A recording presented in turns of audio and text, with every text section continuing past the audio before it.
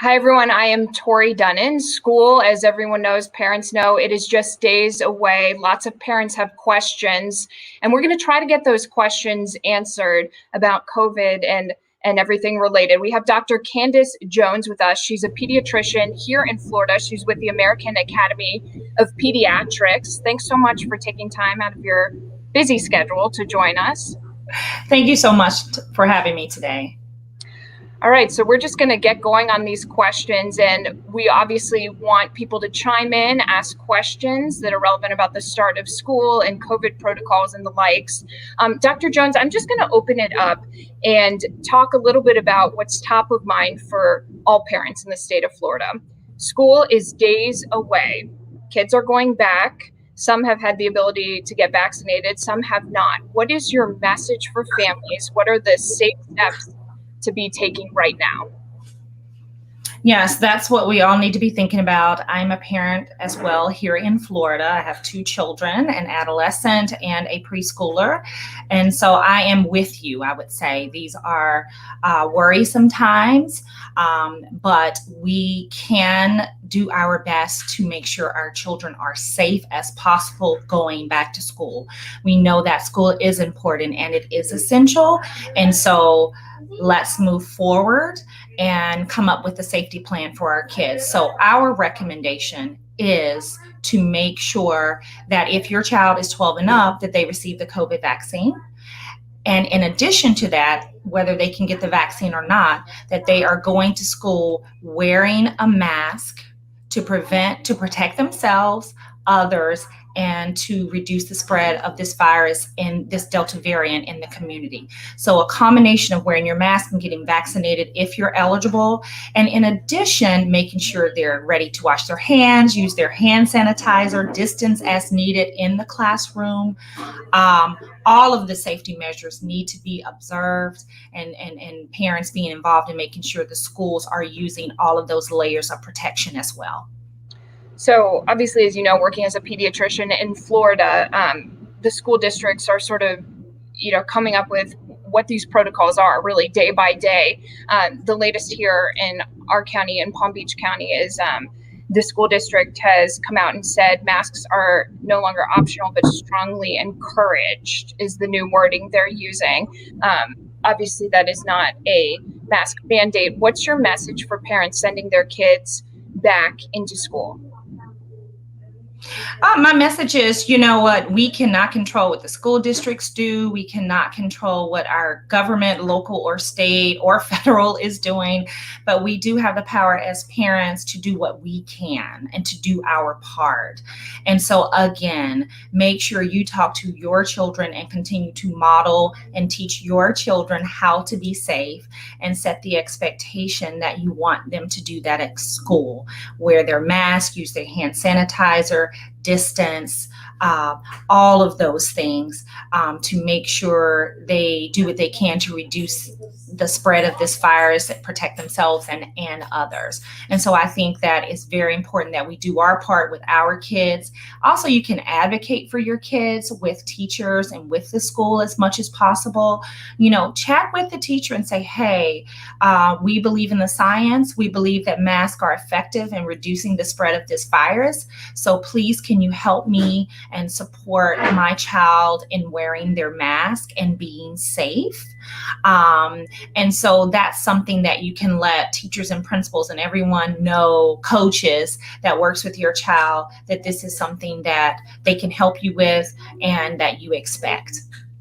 One question that I've gotten from many parents, just as I've done a lot of stories back to school, is if masks are not required, is it still safe for kids to go, even if your child is masked? So I think that's just a separate conversation. And so safety is this relative term. Nothing is 100% safe, nothing that we do. And so we're all just trying to do the safest thing as possible to protect our children. And so again, those multiple layers of protection, the mask, the vaccine, the hand washing, the distancing, the sanitizing, the ventilation, all of those things are additive and make it likely that being in school is safer. I think we've all come to the conclusion again that school is essential and that we're going to do everything we can to keep our kids in school and be safe. That's the goal.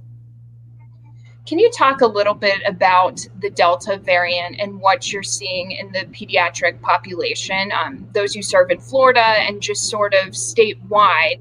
Obviously, in your role, you're getting that information. What we're seeing, I think we are playing catch up with this variant, right? We've known for weeks or maybe even months that it was spreading across the globe.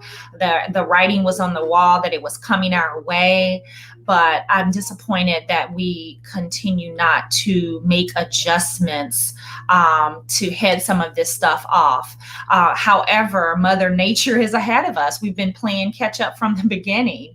And so now that it is here, especially in the state of Florida, now that we are seeing cases rise with this variant, hospitalizations rising with this variant, hospitals going on code blacks and readjusting how they're running things and doing elective procedures. It's changing things, and you worry that with that deaths may follow. We are absolutely seeing this variant also, or COVID in general, because in my case, in outpatient pediatrics in a small private practice, I'm not as privy to if it's the Delta variant or another variant. We have to assume it's the Delta variant. But we are seeing that uptick as well. When I came in today to work as a part-time pediatrician, I was informed that many of our patients have had to cancel their well child exams that they really need to get back to school and get their immunizations because they now have COVID, or they've been exposed to COVID, or someone in their family has COVID. And so this uptick is real. It is real. And so I would just ask that everyone, parents especially, to keep your kids safe and yourself and others to be safe. We need to change the way we're doing things. We need to wear our masks, whether you're vaccinated or not. And we need to maybe cut back on some of the activities that we're doing if they're not low risk. And you talked a little bit about it, but the Delta variant and COVID in general, how is it presenting in children? What are the symptoms? How sick are kids getting? What age groups are you seeing? I think it is similar. It's a virus. It is a more contagious or infectious virus, but it is a virus. And it is those same similar symptoms that we had with the other strains, the novel strain, the alpha strain. So kids can have a plethora of symptoms, from fever to being really ill and being hospitalized.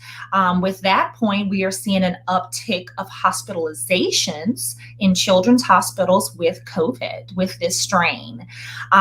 So they can be more severe, or they can still be asymptomatic where we don't know, or they can have mild symptoms where they're just having a runny nose, stuffy nose, fever or not fever, maybe some GI symptoms, cough.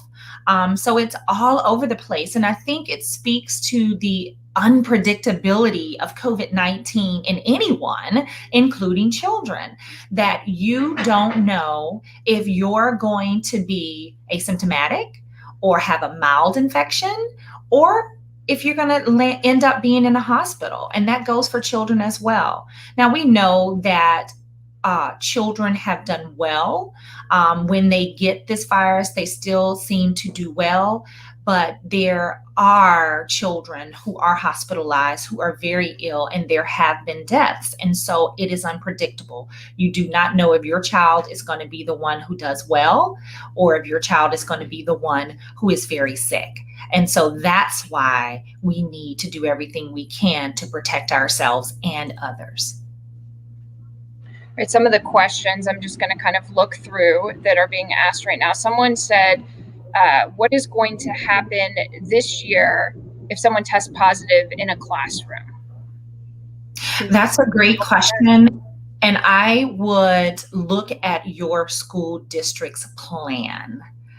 They're not all the same. They should be following, CDC guidance, your local health department guidance, but really get to know your school district's plan for exposures to COVID, how frequently they are testing, what their policy is for quarantining. That's something that parents definitely should look into so that they are aware what is supposed to happen. Earlier today, I was talking about this while I was, working on a story, and someone asked, if you send your child to school in a mask and say maybe there's a decent amount of their friends or whatnot who are not wearing masks, but you want them to wear one, what are kind of the conversations you should be having ahead of time? Is it with the teachers? Is it with your child? Walk us through some of that.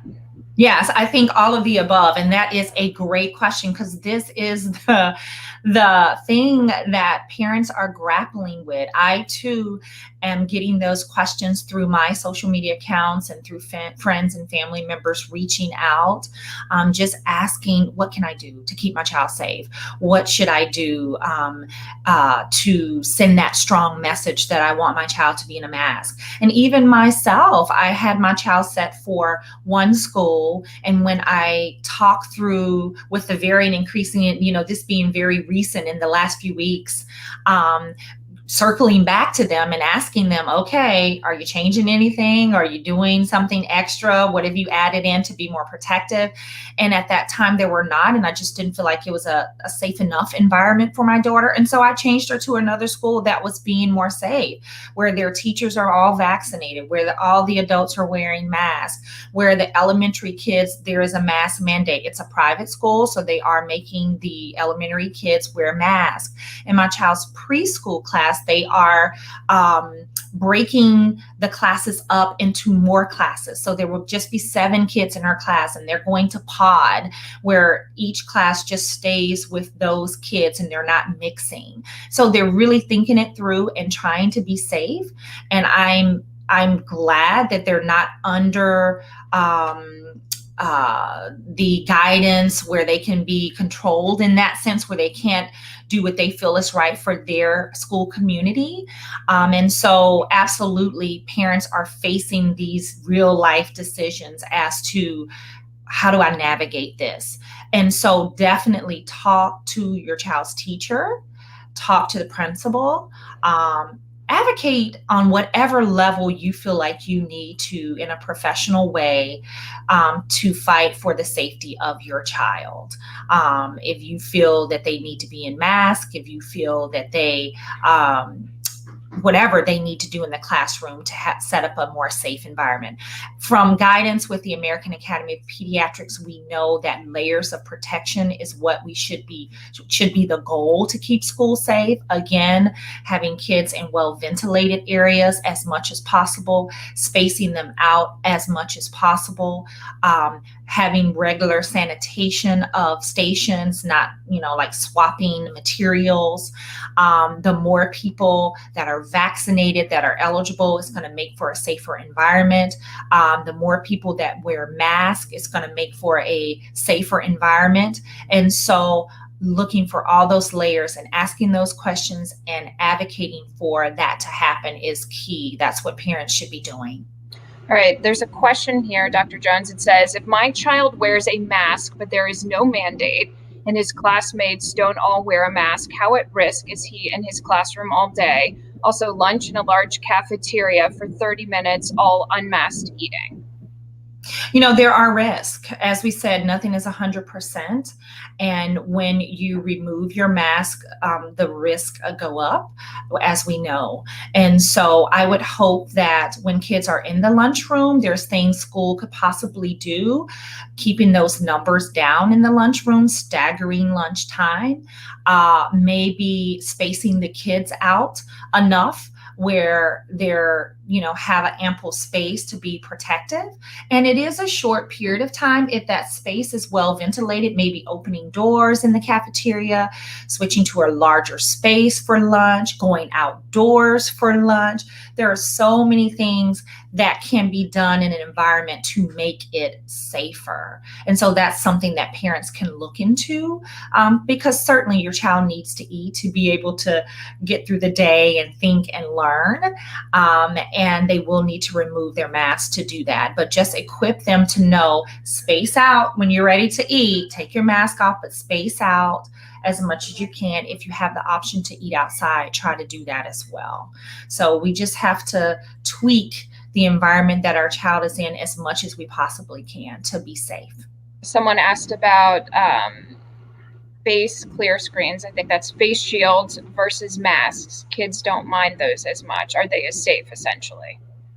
So what we know is that's not as safe. There was a time where, they had the barriers up in the classrooms.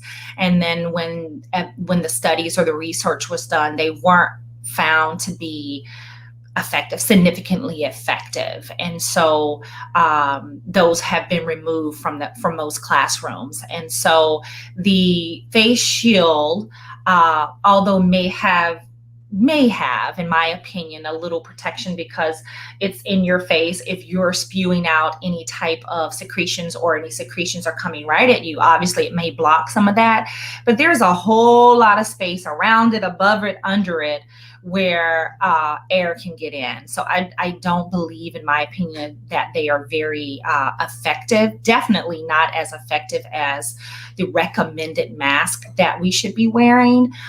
So teach your children how to wear masks properly, model wearing masks properly. It's so important.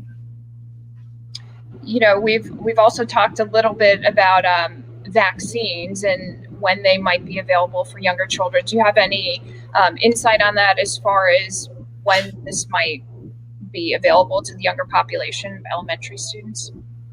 I just got a notification that the Surgeon General predicts that the COVID-19 vaccine for children under 12 may be approved during next school year. So that's a ways off. And I think, we've been doing a age de-escalation. And so what has been predicted by health officials, and that's all I have to go by, is that the next grouping may be 5 or 6 up to 11. And that may be as early as this winter. And younger groups, obviously not until sometime next year. I had a question today from someone asking about daycares and, kids who might be younger and can't be masked. What protocols should be in place to keep those kids safe? Right. And so that is a good point and a great question, because we know masks are not recommended for below 2 years of age. And so those children in daycare that are not masking, and even some daycares in the preschool classrooms, the 3-year-olds or some 4-year-olds they're not, I've been told that many of them are not wearing masks. Most kids are not in that age group either. And so that's where we look to other layers of protection. Where one layer is falling short, we need to pick up on the other layers, whether it be ventilation or sanitizing or distancing or reducing the size and potting and all of those things. Do what we can to make it as safe as possible. Okay, someone asked again, if a child is masked in a classroom all day with kids unmasked, are they at higher risk being the only one that wears the mask, or does it protect them? Essentially, does wearing the mask protect you if those around you are not masking? So certainly the evidence has shown that masks are protective, are very effective in reducing the spread of viruses in general. You look at the world of healthcare, we've used masks for a long time when people come in with infectious diseases, and they are very protective. They protect us. There may be more of the N95 or higher grade of masking, but they are protective. With this pandemic, the evidence is clear that wearing masks appropriately all the time in the situations where you need to use them are effective in reducing the spread of this virus as well, and the variant as well. Certainly the best case scenario is for everyone to be wearing masks, but being realistic, we know that if masks are not mandated, there will be individuals who will not wear a mask. So in that scenario, yes, there may be more risk, obviously, because if someone is not masking and they have COVID-19 unbeknownst to them, they will be putting some of that virus out into the environment. But again, this highlights the importance of your child doing what they can, wearing the mask properly, not under their chin, not under the nose, wearing the mask properly, wearing it all the time when indoors, hand sanitizing, washing hands, keeping distance, sanitizing surfaces, doing what they can to keep themselves safe. I'm sure you've seen this in your practice as well, but there are parents who say their children are not going to be wearing masks this school year, that they still have the choice. What are you saying to those parents in this current environment? Well, I acknowledge that it is their choice, but I do explain the importance of public health and a public health crisis being this pandemic.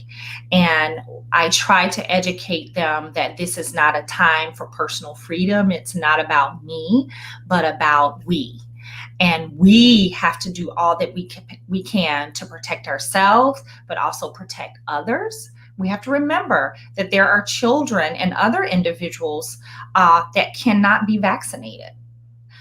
So they don't have some of the layers of protection that some of us do. And so this is not just about our own individual choice not affecting others. What we're doing in this moment during this pandemic will affect others. And that is why this is a public health we should be moving in the mindset of public health and not individual health and freedom. So I just tried to educate families on that and individuals on that, and then just giving them the facts on how effective masks are, and that masks are not harmful, they're helpful, and that they should be used to help reduce the spread of this virus. That's the responsible thing to do. What do you say to parents who might be on the fence about, here locally, it's really next week, the kids are going back to public schools here. What would you say to parents who are anxious and, don't know whether or not to send their kids? Right. That's a tough one. What I will say is these are tough times. I totally acknowledge that. You are not alone. I'm in the same ballpark with you. And so, there is a level of prayer, there is a level of community support, there is a level of reaching out and making sure that we're all okay, helping each other out. And so continue to do that. As far as this virus and this surging variant, and going back to school, I think what we know is that school is essential. Our children need to go back to school because they have really suffered being out over the last year. We've seen the evidence for that. Depression, anxiety, we've seen all types of family strain, hunger. We've seen all types of issues, and we still don't know the long-term effects of how that will play out in the lives of our children and families in general. Some kids have had to repeat a grade. I've had recently 2 adolescents who found out they're just having to repeat a grade, and it's devastating for them because the virtual learning just was not a good fit for them. And so kids do need to be at school. And what we know is that we can make school safe. We just have to be committed to do so. We have to follow the science. We have to follow our health experts. And that includes having multiple layers of protection within the schools. And I've mentioned that over and over again throughout this live, but again, having proper ventilation, spacing the kids out, sanitizing surfaces, having the kids to wear masks. Kids, and this goes for students, staff, teachers, everyone in the school. And when they're indoors, masking. And then also having robust plans for testing, quarantining, and following what's happening in the community, working with our local health department to make adjustable decisions when we need to, because what we know, this thing is changing all the time, right? And so we need to be able to keep our finger on the pulse and know what's going on and be able to adjust with how we need to change things up if it's not going well. For instance, if we have a small outbreak within a classroom or within a school, does the school need to shut down? The classroom need to shut down for a week or two? Or at what level would it be the school? And so what are the plans for that? And when would that happen? And how do we coordinate that with the school system, with our local health department? And so all of those things are important layers to follow and have in place with the goal of keeping school as safe as possible so that kids can stay in school. Okay, I probably have time for one or two questions, so I'll just kind of ask them to you and you can answer both of them. The first was about, children with asthma, are they at risk? And the second question I had is, hospitalizations of kids with COVID, are we seeing that, and how full are hospitals getting? I mean, I know that's hard to pinpoint because there's a lot of different counties in Florida, but those two I'll throw your way. Sure. So the first question, at-risk kids. So we know through this whole pandemic, certain groups of children are more at risk for having poorer outcomes with a COVID-19 infection. And those includes kids who have asthma, any type of chronic lung disease, heart disease, any major health condition, sickle cell anemia, even children who have obesity. And so this highlights the importance of talking to and working with your pediatrician or your specialist to know if your child is at an increased risk or not, and what you can do to keep them safe. So yes, certain children are more at risk than others, but remember, this virus is unpredictable. We even know now the face of the hospitalizations are changing. A large part of people who are in the hospital right now are younger when it used to be a much older group of people. And yes, our children hospitals numbers are going up with children being hospitalized due to COVID-19 infection with this Delta variant. So as time goes on, we are seeing that happen. I forgot your second question. Yeah, I combined the two. Kind of answered it there about children being hospitalized. Okay, I think I have like less than 2 minutes here. A big question, right, is kids playing sports. Is that safe for the fall? And again, we only have like a minute or two. Okay, sports can definitely be safe. Indoor sports, a higher risk. So again, making it more ventilated as much as you can, social distancing, wearing the mask. And I think that's been the point of contention. If you're playing basketball, close contact indoors, it's a higher risk sport. You still need to wear the mask. If you're outdoors, if you're swimming, you should not be wearing a mask, but you're outdoors. So it depends on the sport. And yes, talk to your coaches, talk to your child about being safe even when they're doing sports. All right. Is there a message you want to leave parents with as they get ready to head back to school in days from now? Good luck. Be safe. If your child is eligible to get the COVID vaccine, which is 12 and up, please, it's not too late. Get it. And please put your child in a mask. All right. Thank you so much, Dr. Jones with the American Academy of Pediatrics. We appreciate you taking the time. I know you're busy. You got to get back to patients. Thank you all for joining. And of course, you can always come back, watch it again, ask more questions. We'll try to get to them. Have a great day, everyone. Thank you. Thanks.